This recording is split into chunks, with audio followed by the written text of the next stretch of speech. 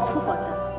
বাংলা সাহিত্যের নানা স্বাদের কাহিনী নিয়ে আমরা এসেছি তোমাদের নিয়ে যেতে গল্পের রঙিন রাজ্যে।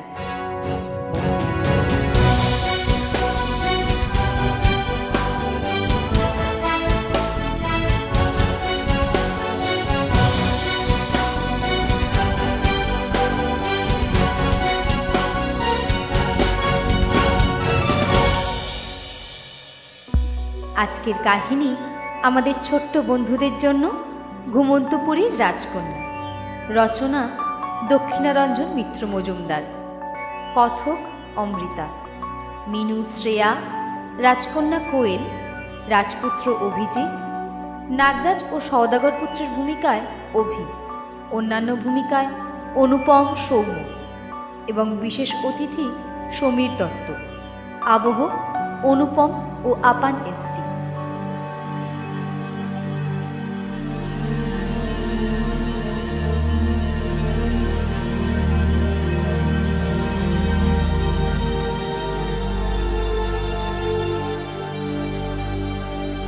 মিনুর মামনি আজ সন্ধেবেলা কোথা থেকে অনেকগুলি কেয়া ফুল কিনে এনেছেন।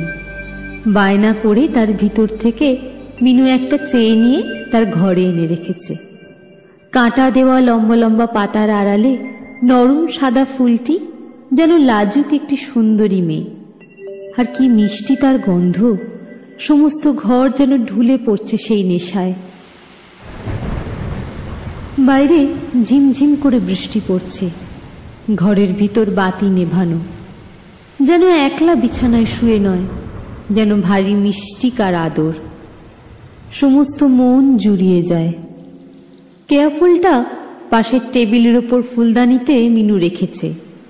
ঘরের ভিতর বাতি নেভানো, কিন্তু জানলা দরজা দিয়ে একটু একটু আলো চুইয়ে যে আসছে না তা নয়। অস্পষ্টভাবে ফুলদানিটা দেখা যাচ্ছে। টেবিলের ওপর ফুলটি যেন সাদা একটা আবছা ছোপ অন্ধকারে। বাইরে ঝিমঝিম বৃষ্টির আওয়াজে আর ঘরের ভিতর কেয়ার মিষ্টি গন্ধে মিনুর চোখ ক্রমশ জড়িয়ে আসছে। হঠাৎ ঠুক করে একটা আওয়াজে তার ঘোর কেটে গেল। মিনু অবাক হয়ে উঠে বসল। বাইরে বৃষ্টির সঙ্গে ঝড়ও হচ্ছে একটু।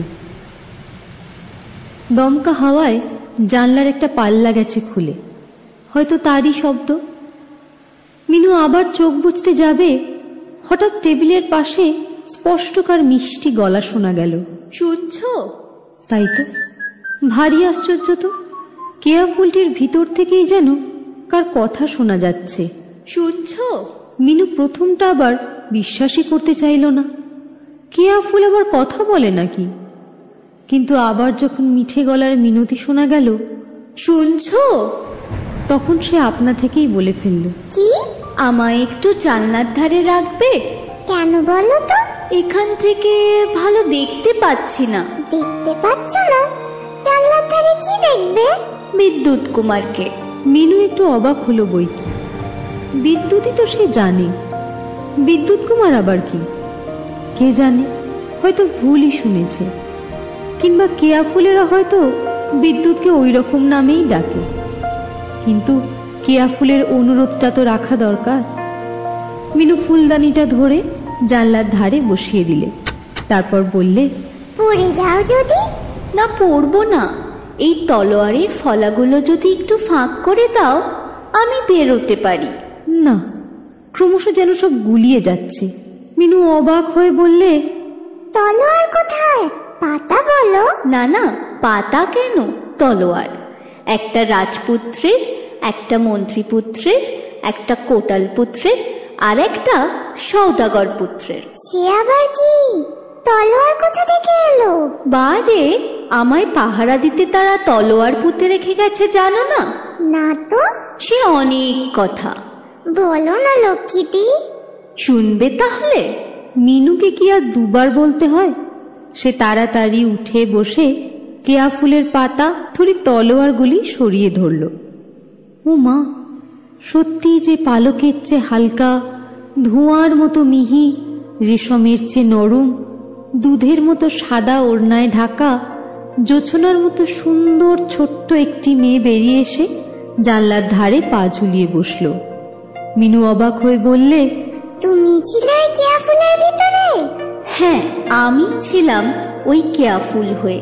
কত বছর, কত যুগ, তুমি ভাবতেও পারবে না। কেন কেন? সেই গল্পই তো তোমায় বলছি। 12 হাত কাকুরের 13 হাত বিচির দেশ জানো? জানি না, তবে রূপকথায় যেন পড়েছি। তোমরা আজকাল কি বা জানো? বাহ, আমাদের ভূগোলে কত সব অদ্ভুত দেশের কথা আছে। বেচুয়ানা ল্যান্ড, আলাস্কা, কামাসকাটকা। ওসব নয়, ব্যাঙ্গমা ব্যাঙ্গমির দেশ কোথায় বলতে পারো? ওসব আমাদের ভূগোলে নেই। তোমাদের ভূগোলে কিচ্ছু নেই। অন্য সময় হলে মিনু এত সহজে ভূগোলের অপমানটা হজম করত না, কিন্তু এখন তর্ক করলে গল্প শোনাটা যদি ফসকে যায়, এই ভয়ে সে চুপ করে রইল। কেয়াফুল বললে, সেই ব্যাঙ্গমা ব্যাঙ্গমির দেশের শেষে ঘুমন্তপুরী। ঘুমন্তপুরী জানি, সেখানে সবাই ঘুমিয়ে আছে।